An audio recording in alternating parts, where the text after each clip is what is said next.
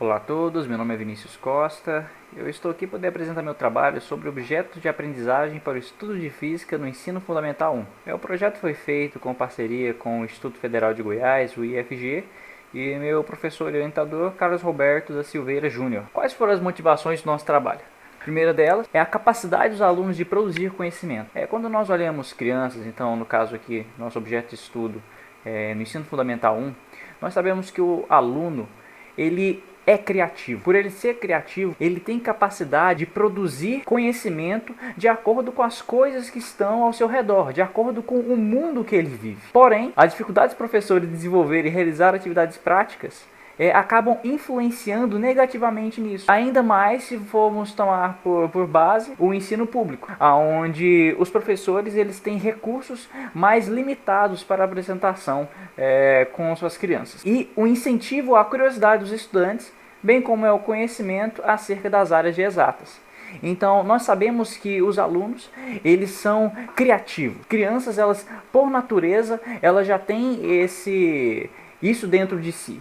Então elas conseguem ver um fenômeno e elas conseguem identificar e associar esse fenômeno com um tipo de conhecimento. E nós podemos utilizar dessa curiosidade dele para poder incentivá-los para as áreas de exatas, para os conhecimentos físicos. E como Lima disse, as habilidades que o indivíduo possui não aparecem de repente. Elas também resultam de um processo que ocorre por etapas. Quais foram os objetivos de nosso trabalho? O objetivo principal foi desenvolver então a metodologia de ensino a partir de oficinas e da reutilização de lixo eletrônico para o estudo de conceitos de física no ensino fundamental 1. E nossos objetivos específicos: desenvolver metodologias de aproveitamento de peças e equipamentos eletrônicos. Primeiro ponto. Então nós queremos pegar componentes então que fossem peças de computador ou então lixo mesmo, polias, molas, e pensamos, será que isso pode ser utilizado por aquele professor que não tem recursos para poder fazer uma aula mais atrativa e fazer com que o aluno ele se identifique, desenvolver projetos de aprendizagem práticos e didáticos para o uso do professor e dos alunos. Então,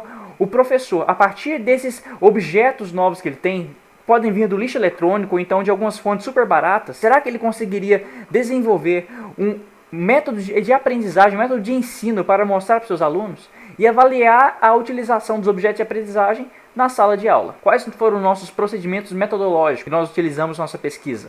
O primeiro deles, o estudo referencial teórico de kits didáticos comerciais já existentes.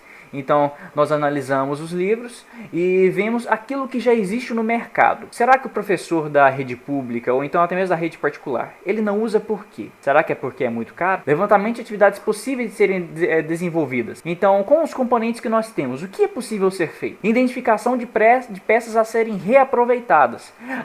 Esse componente aqui, ele pode ser utilizado em um objeto de aprendizagem. Será que ele pode ser utilizado em outro objeto de aprendizagem ao mesmo tempo? Desenvolvimento de atividades para o estudo de conceitos de física e, por último, aplicação do material didático desenvolvido no ensino de física no ensino fundamental. Então aqui nós já começamos com nossos resultados alcançados. Em nosso primeiro ponto, estudo referencial teórico do mercado e de kits para já existentes, aquilo que eu falei para vocês. Olhem só os kits que aparecem aí na tela. O Lego Mindstorm, ele é super conhecido, está no mercado já há muito tempo, tal como o Modelix. Porém, olhem os preços. Será que seria possível que um colégio público ou então até mesmo um colégio particular deixasse esse tipo de material disponível para todos os seus alunos? Isso tem uma certa dificuldade. Então, será que seria possível fazer uma opção de baixo custo? Levantamento de atividades possíveis de serem desenvolvidas. Então, foi identificado que atividades com foco em mecânica possuem maior aplicabilidade prática. Então, pensamos assim, nossa, será que nós poderíamos utilizar matérias elétricas? Porém, essas matérias elétricas, será que elas são seguras para um professor que muitas vezes ele é um pedagogo? Ele não tem uma graduação em áreas exatas e certificado para poder conseguir trabalhar com componentes muito complexos. Então, nós pensamos que atividades com uso mecânico são mais fáceis de serem aplicadas. Então, componentes com maior perspectiva de uso, que nós identificamos molas, ligas e componentes de redução de velocidade. E componentes com melhor aproveitamento para o ensino, então, como podem ver aqui na tabela, nós podemos citar os motores DC, super ímãs, ímãs normais também, coolers, um transformador e polias e correntes. Todos esses, como fontes, vocês podem ver que são de materiais comuns. A maioria deles podem ser utilizados de dentro de um gabinete de computador, de dentro de um computador que foi sucateado. E na parte de desenvolvimento de atividades para o estudo de conceitos de física, como atividades desenvolvidas, a aplicação foi separada em momentos então. O primeiro desses momentos foi a apresentação teórica, em formato de palestra para as crianças com o tema de fontes de energia. Então nós nos oferecemos para as escolas e algumas delas aceitaram o nosso oferecimento, né? E nós fomos lá e fizemos uma palestra para as crianças com o tema de fontes de energia, que é algo que nós entendemos que elas conseguiriam ficar mais familiarizadas. Como é que a energia é gerada? Então, energia eólica, como nós fizemos lá com ele, energia eólica, energia de biomassa, biogás. Como é que a energia é produzida? A energia cinética, a energia que sai de dentro do seu corpo. Isso, como nós falamos, é para dar para a criança uma maneira com que ela possa se identificar os fenômenos da natureza que estão ao redor dela. Então, se nós falamos, a sua corrida, quando você sai de manhã e você caminha, isso aí gera energia.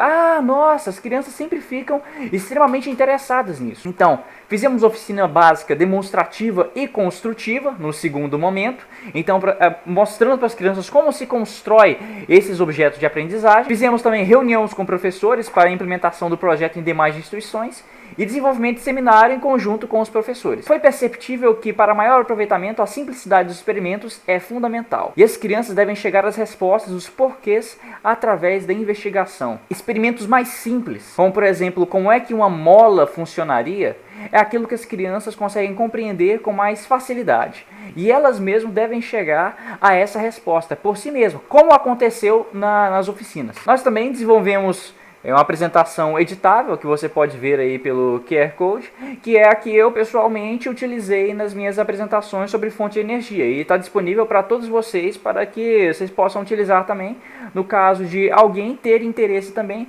nesses objetos de aprendizagem diferenciados para os alunos. Então aqui uma amostra da apresentação editável.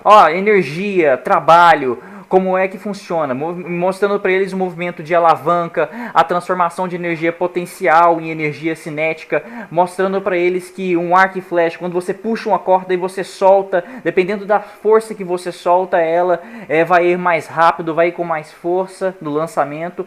Isso, as crianças ficaram absolutamente maravilhadas. Isso demonstra que mesmo com coisas simples, explicações simples, elas conseguem trazer para si conhecimento. E objetos de aprendizagem desenvolvidos. É importante citar que eles devem ser simples e de fácil construção. Então, materiais como vocês podem ver aí, um prego, madeira e uma mola. Com esse teste de força aqui, a gente fazia uma alavanca, como você pode ver aqui tem uma alavanca, e a gente chamava uma criança e mudava os pontos do prego, e cada mudança de ponto iria ter uma força diferente, a criança deveria aplicar para poder mover a alavanca. E todas elas faziam fila para poder fazer parte do experimento. Então, sopro forte. A gente lá, eu até pedia para uma criança soprar nesse cooler. E aí, isso aqui representando então a energia eólica, na transformação ali da bobina, iria fazer com que o LED se acendesse. E bicicleta elétrica, ali mostrando também o funcionamento de um motor DC. Só ligando uma pilha ali, a bicicletinha